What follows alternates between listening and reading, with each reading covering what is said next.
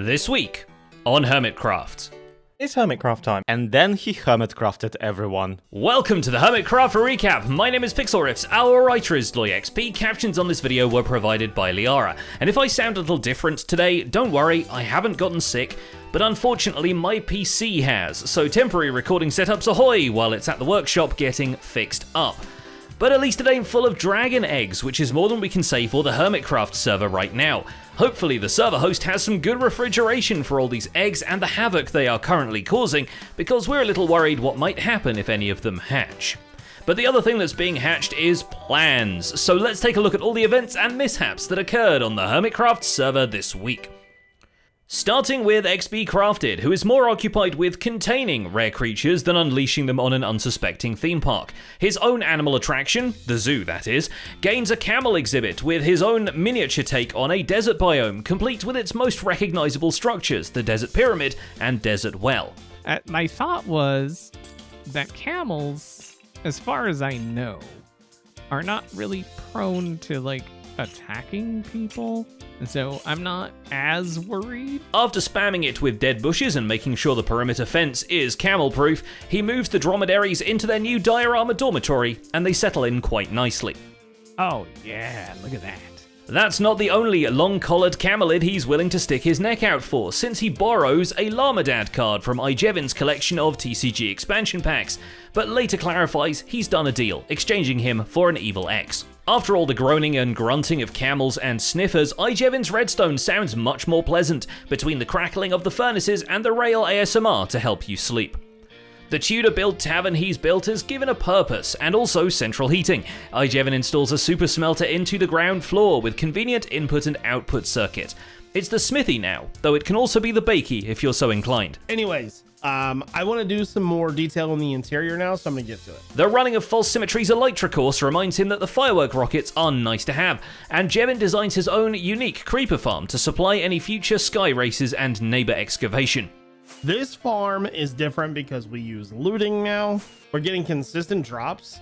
There's a bunch in there. Let's go kill them. His actions are much PixelRiffs approved also when he discovers the rare cluster of 2 Deep Slate Emerald ores to resell CubFan135. Cub seems thrilled about the mineral, as it's the last thing needed to complete his geology section at the museum. For someone who held a world record in speedrunning to get all the minerals, this might be the slowest he's ever done it.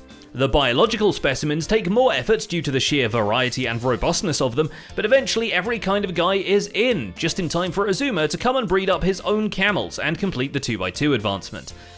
Why won't you go in, camel? Go in! What? Can we not F3B? Oh my god, camel, you're so fat! Why is the camel so fat? Also of note, Cub managed to dig up the original Remove King Claim notes Grumbot dispensed, in case they ever need to, well, remove king and claim someone. Till then, the last royal bloodline is immortalized at the Crassel exhibit front and center. And the museum now provides an abridged version of the Total Chaos minigame experience, which, yes, is just a box that kills you. And the coolest thing about this is that this is actually resettable on its own. The dripstone regrows, albeit extraordinarily I'm sure it looks pretty good too. If you hit this, yeah, it looks pretty good as well. By comparison, the competitor offers jam sandwiches, or at least that's how we can interpret this installation made with a variety of custom heads and armor stands. Oh, this is so good. I knew you'd appreciate this. This is amazing, Cleo. Look at the little sushi bits. Whatever project Zombie Cleo had that for got sidetracked quite severely by there appearing to be a Keralis.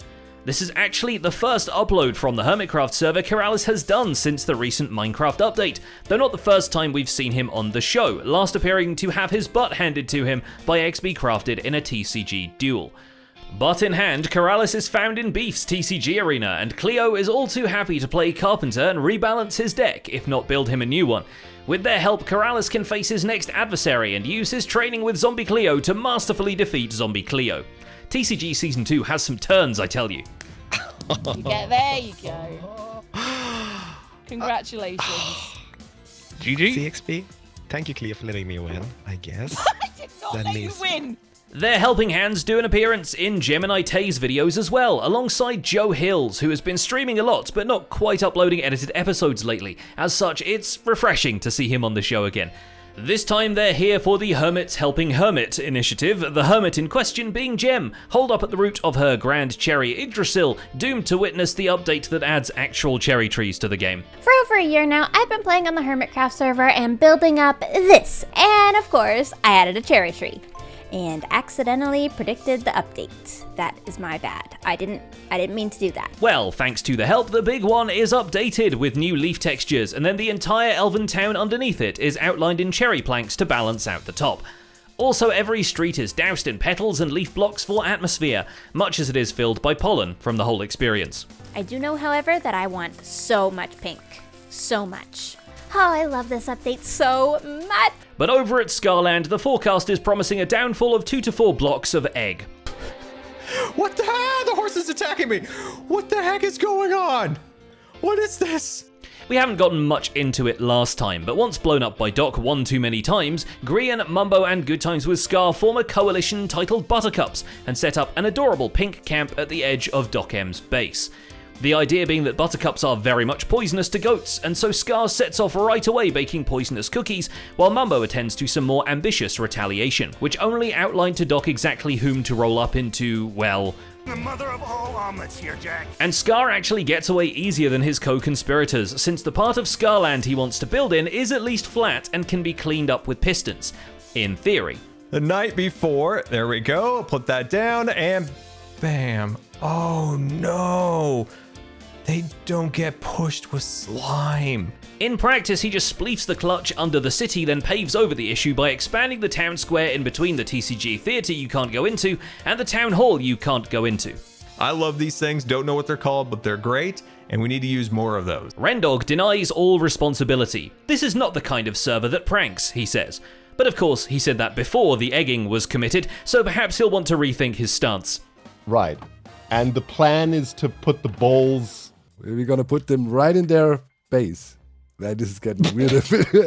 At least he'll have the record store built to lay low in for a while and give him something less dangerous to do than hang out with Doc M. And it's lucky some folks are keen to provide fireworks to the entire server, because this prank ends up with Ren burning them a stack at a time. Oh, I just burnt up all my rockets in one go, dude. I'm gonna remember to turn the button off. Yeah. It's impossible. That's what I thought last time with the... He did it again. So annoying. At least fireworks are disposable, unlike the priceless artifacts Ren has been keeping around since the days of his kingship. And to properly commemorate them, as well as paying tributes to the new king and a former loyal subject, Ren takes a tour of Zombie Cleo's Royal Museum and hands over the authentic Crown of the King, along with the original disc copy of Good Times with Scar's Hot Guy audition tape. And I know you were really stressed at the time, and like part of this was like me going, actually, Ren didn't remember a lot of the stuff that we've done. So I really didn't. Honestly, it was just a blur. Activity for you. It's been amazing. To show that you are appreciated. This is one of my happiest evenings this year, so thank you. And if I could hug you, I'd give you a squeeze right now. With those royal giblets donated, he resists any further attempts at bargaining, planning instead to stoke the fire of rivalry between Cleo and Cub by trading off artifacts to each one of them. Speaking of bargains, Mumbo logs in to find more eggs than he ever bargained for. Feeling like he'd better keep his head down for a while and not mess with the perimeter, Mumbo goes mining for deep slate, surely an innocuous activity that will not get him into trouble. Dude, I literally think someone came here to collect deep slate. They couldn't be bothered to dig down, so they just came into the corner and thought you wouldn't spot anything. So. What is going on here, man? Like, people are like... Oh, here we go. Oh. And it's all for the sake of his newly rebuilding base, which gets the first wall of the first segment and is already looking like the futuristic industrial powerhouse he was imagining all along. But he can't resist checking if he can telefrag Grian with the dragon egg, and yes, Grian still crashes anytime falling entities happen within range of him. And instead of weaponizing this against Grian, Mumbo instead tries to copycat to dodge out of cleaning it up himself. The Hermitcraft equivalent of faking an illness to stay home from school is actually pretty hilarious. Do you reckon that was convincing? I don't know how long I should leave it before I come back onto the server. Oh wait, oh no, wait, oh. So you're the only one that has to... I have a small brain, but I'm picking up what you're throwing down here. So yeah, so you have to do all the clearing up, you know. Wait, I felt something strange inside my pit of my stomach. Hold on, look, watch. Oh my gosh, look.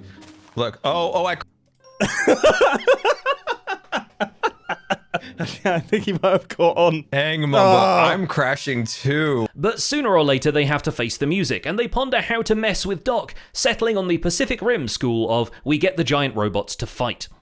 Like firework dispensers, as it's going, it's like... I don't think you can move dispensers. No, I can't move dispensing Dude, again. I feel so bad. Every time Scar makes a suggestion, we shoot it down. He just needs to come up with better suggestions. They're all terrible. I'm doing my best over here. So don't be surprised if Doc M basically ends up building Mechagodzilla at some point. Mechagoatzilla, perhaps.